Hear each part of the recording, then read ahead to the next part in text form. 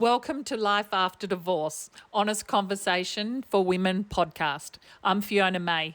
This podcast is for women navigating separation, divorce, or the rebuilding that comes after, especially if you're feeling uncertain, emotionally tied, or questioning who you are now. Divorce changes more than a relationship. It can change your confidence, your identity, and your sense of what the future holds, even when the direction was the right one. Here, we have honest, grounded conversations about what life after divorce really looks like, emotionally, practically, and personally. Some episodes are conversational between myself and my co-host, Sandra Lee. Others include inspiring women and trusted experts who understand this chapter of life deeply. This space isn't about fixing you because you're not broken. It's about support, clarity, and reminding you that you're not alone as you move forward. I'm so glad you're here. Let's jump in and start with today's episode. Did you know that there's 3 stages of recovery after separation or divorce, and you might be skipping one of these important steps? And by missing one of them, it actually impacts your complete recovery. And that's what we want to share with you, how you can get to there. And we've got a few slides to take you through. This is a guide to healing. And which step are you missing? Because if you weren't missing them, you'd already be there. So there's 3 stages of healing after divorce at a core level. So stage number 1 is what we call the survival mode. This is where your nervous system is on high alert. It's always scanning for threats, navigating the trauma of the shattered reality that you're now experiencing. This stage is not about progress. It's about stabilization, safety, and basic self-care. This stage, what it actually feels like when you're in this stage is numbness, difficulty concentrating, going through the motions. This is your body protecting itself. You might have felt that you have already been through this, or you might be currently going through this. I knew for me, I felt like my knees hit the floor when I was going through this stage. I had to rally within myself all of my ability to be able to get out of bed, to just make logical choices and thoughts and be able to do what I needed to do in a day. What you actually need to do in this stage is to get some good rest, have a routine, and be compassionate with yourself. This is not a 5-year plan. This is just what you need to do initially when you are going through the real challenging time of your separation. You just need to take the steps that you can to get through the day. And if you can do that, you're doing it right. We understand it because we've been there. And literally, ladies, it's not even sometimes it's a day. It might only be the next hour. So the messy middle, stage 2. Many people miss this stage, and it's rebuilding your identity after divorce and why most women skip it without even realizing. Functioning, showing up for work and turning up to your friend's place or gatherings, but just having that mask on and not truly healing. We create the busy schedules. Everything's fine, we tell everyone, but we have unprocessed grief still underneath. And that identity gap, reconciling past partner role with current self. What does that even look like? When we've told people for years that who we're married to, or we're a Mrs., or our husband does this, and suddenly our whole language and vocabulary changes because of our identity change. And it's at a core level that it's changed. And that's tough. It's tough to get used to. And pressure on moving on. Societal expectations for skipping necessary work. Aren't you over him yet? Or haven't you moved on yet? Or let's look at meeting you up with one of our friends, hooking you up with one of our single fellas. And this is not what we want right now. Yet the pressure is on to be able to bring you back into what the maybe community is seeing as a norm. So this is the silent danger zone. Many women bypass stage 2 entirely because life looks normal from the outside.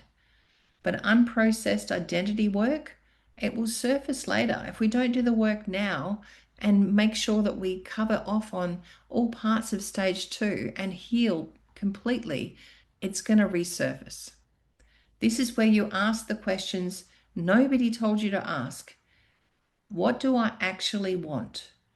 And who am I outside of this relationship? And what does my new identity even look like? And we have to form a new one at this point. It's not about just adjusting or fixing, it's about creating something brand new we've never done before. The discomfort here, it's not a sign something is wrong, it is a sign something real is finally happening. So, ladies, many women face what we call an identity gap. This is the space where you are no longer who you once were, and yet you are not where you will end up being. So this threshold is not a problem to solve. It is a passage to move through with intention.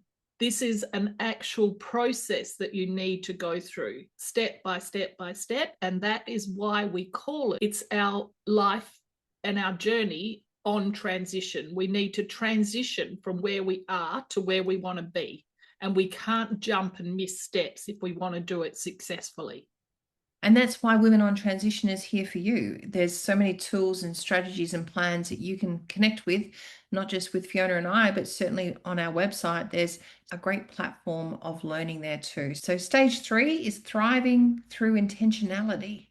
True thriving is not a destination you arrive at by skipping ahead. You can't race there and end up in the place that you want without doing the work in the middle. It is a structure built carefully at stage 2. Stop performing. Rapid bouncing back is a performance. Authentic recovery is quieter, it's slower, and it's far more powerful, and it resonates and sits with you permanently. And start processing small, consistent routines, not grand reinventions. This is what builds a life that actually fits who you are today. And it's a new you, a new life, and it's exciting.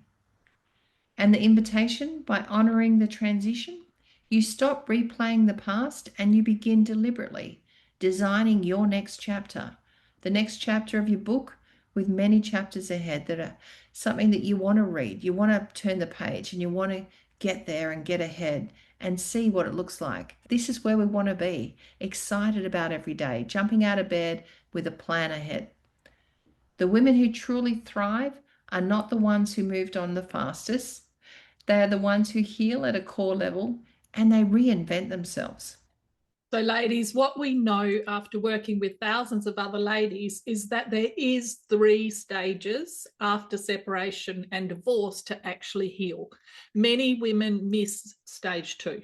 And so they are never at that place that when they do want to move on and they do want to get into a new relationship, they don't have to scratch the surface very deeply for the wounds of the past to come up.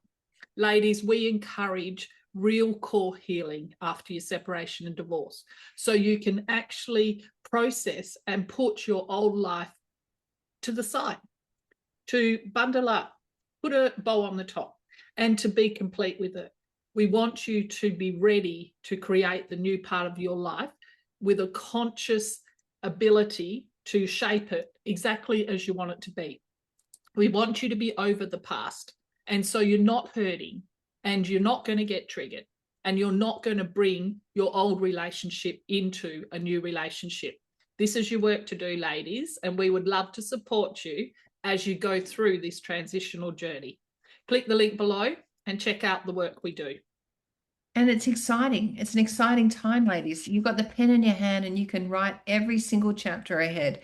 You're in control and we're here to hold your hand and offer direction and support when and where you need. Jump in and we look forward to meeting you down the track. Bye, ladies. So thank you for spending time with us today. I know conversations like this can sometimes stir up emotion. So if something resonated with you, just take a moment to be gentle with yourself. Life after divorce can often feel isolating. But you don't have to do this alone. So if you would like some extra support or connection or guidance, you can learn more about our coaching programs, our 3-day events, and our community at womenontransition.com. And if this episode was helpful, you're more than welcome to subscribe, share it with another woman who might need it, or leave us a positive review. It all helps to make more women be able to find our space. So until next time, remember, you're not broken. This chapter doesn't have to define you. It's simply part of your becoming. See you next time.